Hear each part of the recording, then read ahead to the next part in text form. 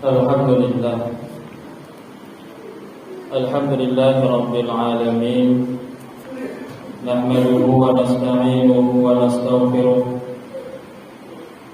Wa na'udzu billahi min shururi anfusina wa min sayyiati a'malina. May yahdihillahu fala mudilla lahu wa may yudlil fala hadiya lahu. أشهد أن لا إله إلا الله وحده لا شريك له وأشهد أن سيدنا محمدا عبده ورسوله لا نبي بعده اللهم صل وسلم على سيدنا محمد وعلى آل سيدنا محمد أما بعد فيا أيها الحاضرون أوصيكم ونفسي بتقوى الله فقد فاز المتقون يا أيها الذين آمنوا اتقوا الله حق تقاته ولا تموتن إلا وأنتم مسلمون وقال الله تعالى في القرآن الكريم أعوذ بالله من الشيطان الرجيم بسم الله الرحمن الرحيم قول معروف ومغفرة خير من صدقة يتبعها أذى والله غني حليم صدق الله العظيم. Kaum muslimin sidang Jumat rahimakumullah. Kembali kita bersyukur kepada Allah Subhanahu wa taala. Alhamdulillah di siang yang berbahagia ini Allah Subhanahu wa ta'ala senantiasa mencurahkan rahmat dan nikmat-Nya kepada kita semua, sehingga kita dapat memenuhi panggilan Allah untuk melaksanakan salah satu kewajiban kita, yakni melaksanakan salat fardu Jumat berjamaah. Salat salam bersama-sama kita pintakan kepada Allah, semoga tetap tercurahkan kepada baginda kita Nabi Muhammad sallallahu alaihi wasallam dengan lafaz Allahumma shalli ala sayyidina Muhammad wa ala ali sayyidina Muhammad. Assalamu alayka ya Rasulullah, assalamu alayka ya Habiballah. Mudah-mudahan di yaumil akhir kelak kita mengharapkan syafaat, mengharapkan pertolongan dari Nabi Muhammad sallallahu alaihi wasallam, dan amin amin ya rabbal alamin. Kaum muslimin sidang jemaah rahimakumullah. Dalam hari ini khatib mengajar dari khatib pribadi kepada jemaah sekalian. Mari sama-sama kita meningkatkan kualitas keimanan dan ketakwaan kita kepada Allah Subhanahu wa taala. Takwa dalam artian menjalankan segala perintah Allah, meninggalkan semua larangan-larangan Allah. Karena bekal kita tidak lain tidak bukan adalah takwa. Fatazawwadu fa inna khairaz zadi taqwa. Berbekalah kalian kata Allah, karena sebaik-baik bekal adalah takwa. Orang yang bertakwa, Allah Subhanahu wa taala akan carikan solusi dari segala macam persoalan hidupnya. Wa yarzuquhu min haitsu la yahtasib. Orang yang bertakwa, maka akan Allah berikan kepadanya rezeki yang tidak duga-duga datangnya. Orang yang bertakwa adalah orang yang dimuliakan oleh Allah. Inna akramakum indallahi yatqakum.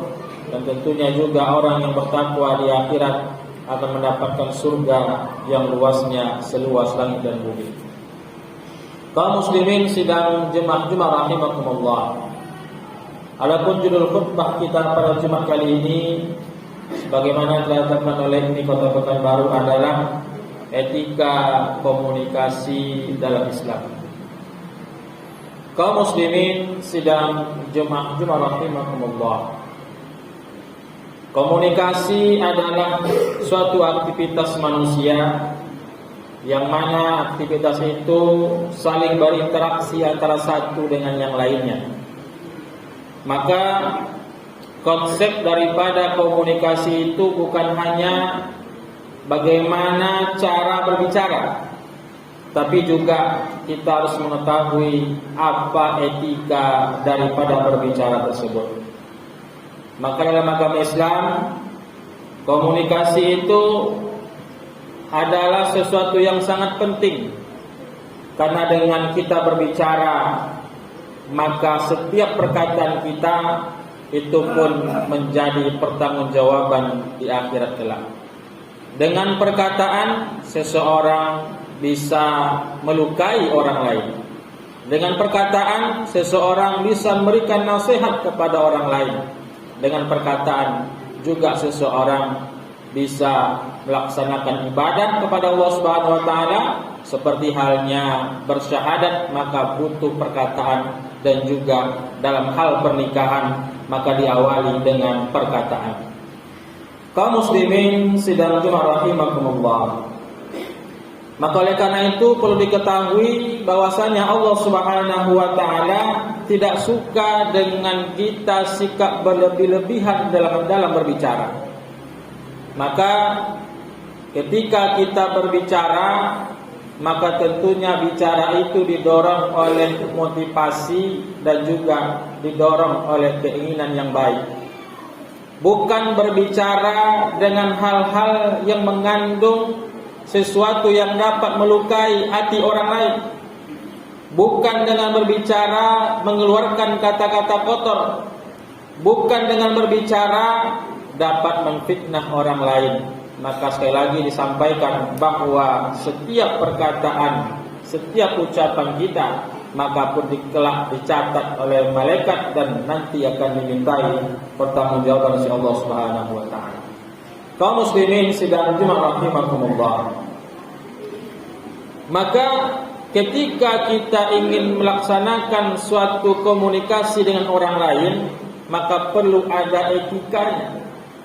Maka perlu kita ada tata caranya agar apa yang kita sampaikan, pesan yang kita sampaikan kepada orang yang kita ajak bicara tersampaikan dengan baik, agar lawan bicara kita memahami apa yang kita sampaikan, dan tentunya kita tidak menyinggung perasaan orang lain.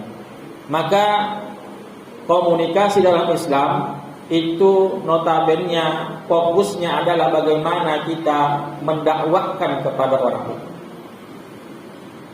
Kaum muslimin sedang rahimakumullah. Bahkan Rasulullah sallallahu alaihi wasallam pun bersabda, "Man kana yu'minu billahi wal yawmil akhir." Kalau kalian seandainya beriman, betul-betul beriman kepada Allah Subhanahu wa taala dan beriman pada hari akhir, falyaqul khairan aw liyasmut.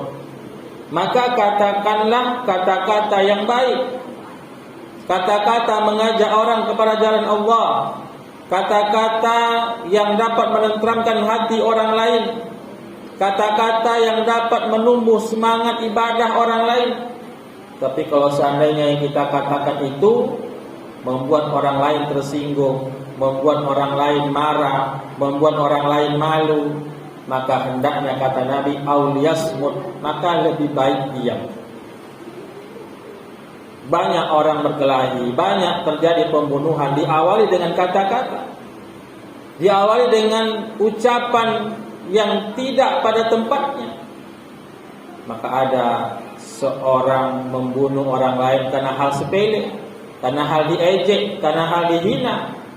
Maka tentunya setiap kita berucap, berbicara, maka kita perhatikan apa yang ingin kita sampaikan. Kalau seandainya kita sampaikan sesuatu yang baik, sesuatu mengajak orang kepada kebaikan, yang kita sampaikan mengajak orang kepada ibadah kepada Allah, maka tentunya kita sampaikan. Tapi kalau seandainya yang kita sampaikan itu tidak seperti yang diharapkan, kita ucapkan yang tidak baik, kata-kata kotor, hinaan, cacian, maka hendaknya kita lebih diam. Apalagi sekarang di tahun-tahun politik.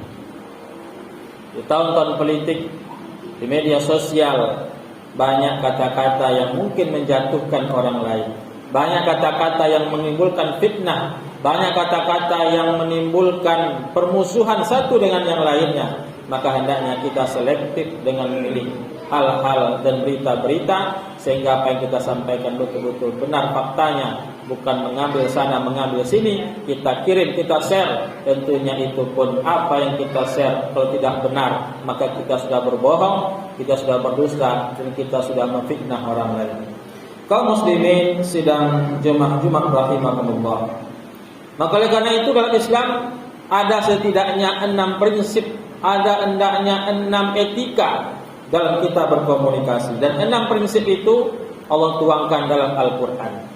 Yang pertama adalah dalam kita menyampaikan, dalam kita berbicara, dalam kita berkomunikasi, maka yang pertama kita perlu perhatikan kata-kata itu mengandung qaulan sadida. Apa itu qaulan sadida? Yaitu perkataan yang benar, perkataan yang lurus, perkataan yang jujur, bukan perkataan yang bohong, bukan perkataan menambah-nambah, bukan perkataan yang tidak pada sesuatu yang benar. Maka dengan kita berucap, dengan berkata-kata, mesti perkataan-perkataan yang benar. Sebagaimana firman Allah Subhanahu wa taala dalam surat Al-Ahzab ayat 70, a'udzubillahi minasyaitonir rajim. Ya ayyuhalladzina amanu taqullaha wa qulu qaulan sadida. Kata Allah Subhanahu wa taala, wahai orang-orang yang beriman, bertakwalah kamu kepada Allah dan katakanlah dengan perkataan yang benar. Jadi etika pertama itu mesti kita katakan dengan kata-kata yang benar.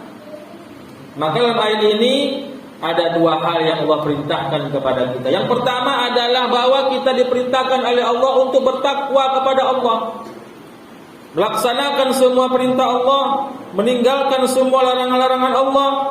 Maka ketika kita sudah menyatakan ketakwaan kepada Allah, beribadah sesuai dengan perintah Allah, meninggalkan semua yang Allah larang, maka yang perlu kita perhatikan juga adalah kita hendaknya katakan perkataan yang benar.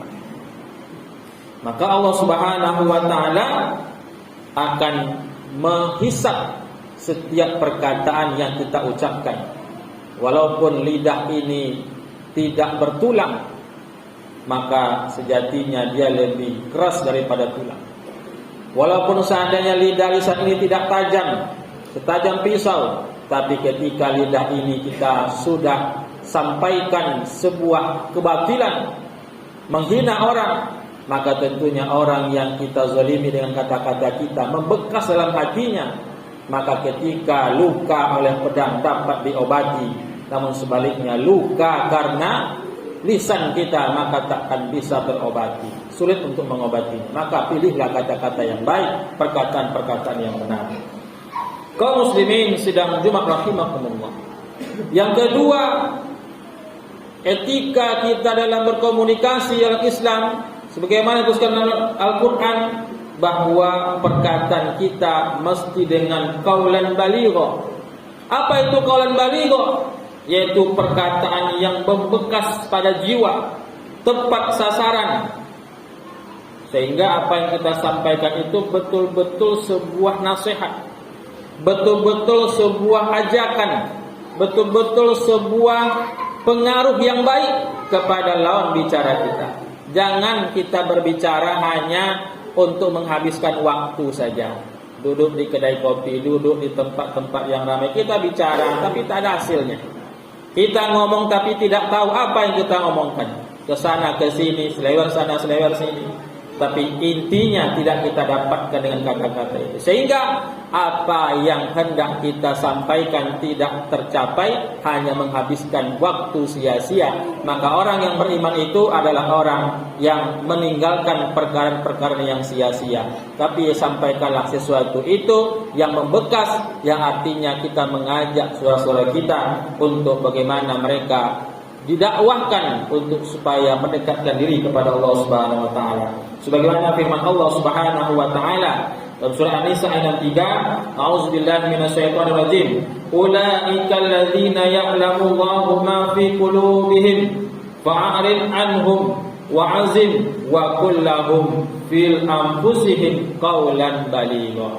Kata Allah Subhanahu wa taala, mereka itu adalah orang-orang yang Allah mengetahui apa yang ada dalam hati mereka. Karena itu berpalinglah kamu dari mereka dan berikanlah mereka pelajaran kepada mereka dengan perkataan balighah, yaitu perkataan yang membekas pada jiwa mereka. Maka Rasulullah sallallahu alaihi wasallam menyampaikan sebuah nasihat, maka Rasul menyampaikan dengan perkataan-perkataan yang baik, perkataan-perkataan yang menyentuh hati mereka, sampai bahkan sahabat Nabi sallallahu alaihi wasallam yang bernama Irbad bin Sariyah mengatakan, "Ya Rasulullah, ketika engkau menyampaikan nasihat kepada kami, seolah-olah ini adalah pesan terakhir." Artinya adalah Rasulullah menyampaikan dengan perkataan-perkataan yang menyentuh jiwa, sehingga yang Rasul sampaikan betul-betul terbesit dalam hati sahabat untuk lebih dekat kepada Allah Subhanahu wa taala. Dan Rasulullah sallallahu alaihi wasallam menyampaikan sesuatu, dan juga Rasulullah sering mengajak dialog kepada para sahabat untuk menambah pengetahuan mereka, untuk memahamkan betul-betul apa yang disampaikan oleh Rasulullah sallallahu alaihi wasallam. Kaum muslimin sedang rahimakumullah. Kemudian yang ketiga, mesti juga kita menyampaikan atau berkomunikasi itu dengan menggunakan kata-kata qaulan maisura. Apa itu? Yaitu perkataan yang ringan, perkataan yang tidak bertele-tele, perkataan yang mudah dicerna. Kita lihat siapa lawan bicara kita. Kalau lawan bicara kita itu anak-anak, maka kita sampaikan dengan bahasa anak-anak. Kalau kita sampaikan berkomunikasi dengan orang-orang yang awam, tentunya kita sampaikan dengan bahasa-bahasa awam. Maka yang kita sampaikan dengan orang-orang yang berilmu, berkedudukan, maka tentunya juga kita sesuaikan dengan keadaan mereka, sehingga apa yang kita sampaikan mudah dipahami, mudah dicerna, dan tidak menimbulkan singgung hati mereka. Kalau kita berbicara dengan orang awam menggunakan bahasa-bahasa orang-orang yang intelektual, maka tentunya sulit untuk dipahami oleh mereka. Namun sebaliknya, orang-orang yang kita dakwahkan, orang yang kita sampaikan berilmu, maka kita sampaikan bahasa-bahasa pasar, maka tentu tersinggung mereka. Maka kita sampaikanlah bahasa-bahasa yang ringan, bahasa-bahasa yang mudah dipahami oleh lawan bicara kita. Kemudian yang keempat, dalam kita menyampaikan sebuah pesan, tentunya pesan dakwah, pesan kebaikan, maka tentunya juga kita menggunakan kata-kata qaulan layyina, yaitu perkataan-perkataan yang lemah lembut. Walaupun kita dihina, walaupun kita dipojokkan orang, maka gunakanlah kata-kata yang lembut. Jangan dengan kata-kata yang kasar. Karena kata-kata yang kasar, walaupun kita sampaikan sebuah kebaikan, maka lawan bicara kita tentunya tidak suka dengan apa yang kita sampaikan. Walaupun perkataan itu benar, walaupun perkataan itu berupa ayat-ayat Allah, tapi kata-kata kasar, menghina, menghadis segala macamnya, maka tidak akan diterima oleh lawan bicara kita. Sebagaimana firman Allah Subhanahu wa taala surah Thaha yang 44, faqula lahu qawlan layyina la'allahu yatazakkaru aw yakhsha. Kata Allah Subhanahu wa taala, maka bicaralah kamu berdua kepadanya dengan kata-kata yang lemah lembut, mudah-mudahan ia ingat atau takut. Maka ayat ini adalah perintah Allah Subhanahu wa taala kepada Nabi Musa alaihissalam dan kepada Harun ketika diperintahkan Allah Subhanahu wa taala untuk menyampaikan risalah Allah kepada Firaun. Maka Allah perintahkan dengan kata-kata yang lembut, jangan kata-kata yang kasar. Kalau kata-kata yang kasar kita sampaikan, maka akan bertambah kufur dia. Maka kita gunakanlah kata-kata yang lembut. Bahasa kita mesti bahasa yang lembut. Sama siapapun kita berbicara, gunakan bahasa yang lembut. Kepada anak-anak, gunakan bahasa yang lembut. Jangan menghardik, jangan kita memarahi mereka, tapi kita gunakan bahasa-bahasa yang lembut. Maka sesungguhnya apa yang kita sampaikan mudah dipahami dan diterima oleh mereka. Kaum muslimin sedang jemaah rahimakumullah. Kemudian yang kelima, etika dalam berbicara dalam Al-Quran, mestinya kita menggunakan kata-kata qaulan karimah, yaitu perkataan-perkataan yang mulia. Bahwa Islam mengajarkan kepada kita bahwa banyak sekali ucapan-ucapan, ungkapan-ungkapan yang mulia, ungkapan-ungkapan yang baik, ungkapan-ungkapan yang tentunya menimbulkan simpati di hati lawan bicara kita. Maka kalau misalkan kita gunakan bahasa-bahasa yang tak baik, apalagi kita sampaikan bahasa-bahasa yang tidak baik kepada anak kita, maka anak kita akan mencontoh kita. Apa yang dilihatnya di rumah. Kalau kita sering marah, kita menggunakan kata-kata kotor, kita gunakan kata-kata yang tak patut disampaikan kepada orang lain, dicerna oleh anak kita, diingat oleh anak kita, maka mereka pun akan mengikut apa yang kita katakan. Maka gunakanlah perkataan-perkataan yang baik, perkataan-perkataan banyak sekali kata-kata yang seperti kalau kita banyak bertasbih kepada Allah Subhanallah, Astaghfirullah, Alhamdulillah, La ilaha illallah, Allahu Akbar. Ketika kita marah, maka jangan kita mengikuti hawa nafsu kita, karena orang yang marah biasanya mengucapkan kata-kata yang tak baik. Maka kalau kita marah, kata Rasulullah, maka hendaknya kita ketika berdiri bawa duduk, tak bisa duduk bawa berbaring, tak bisa juga dengan kita berwudu. Artinya jangan kita turunkan hawa nafsu ketika marah, karena ketika marah kadang-kadang kita tidak bisa mengontrol apa yang kita ucapkan. Kaum muslimin sedang rahimakumullah. Kemudian yang keenam, hal yang mesti kita gunakan dalam berkomunikasi adalah dengan menggunakan kata-kata qaulan ma'rufa, yaitu perkataan yang tentunya juga baik dan bermanfaat kepada orang lain.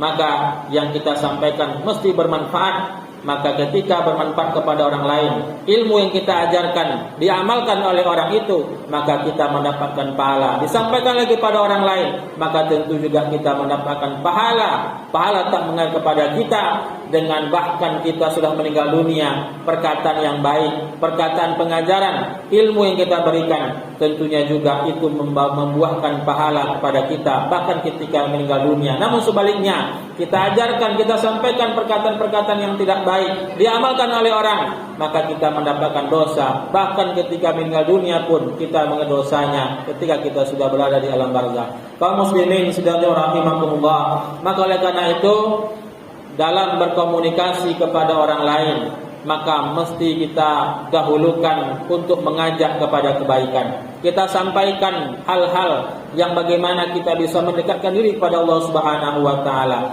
Jangan kita gunakan kata-kata yang tidak baik. Jangan kita sampaikan perkataan-perkataan bohong. Jangan kita menghina orang. Jangan kita menghardi orang. Bahkan jangan kita memfitnah orang dan menggunjing orang lain, karena hal itu akan dimintai pertanggungjawaban dari Allah Subhanahu wa taala. Maka perkataan itu merupakan sesuatu yang dapat kita gunakan dalam berdakwah, mengajak orang kepada kebaikan, sehingga kita bernilai pahala dan ibadah kepada Allah Subhanahu wa taala. Mudah-mudahan kita menjadi hamba Allah yang senantiasa mendapatkan hidayah Allah Subhanahu wa taala. Di dunia kita mendapatkan keselamatan, ketika di akhir hayat kita mendapatkan husnul khatimah, dan di akhirat kita mendapatkan surga Allah Subhanahu wa taala. Fa'tabiru ya ulul absar la'allakum turhamun. اللهم صل على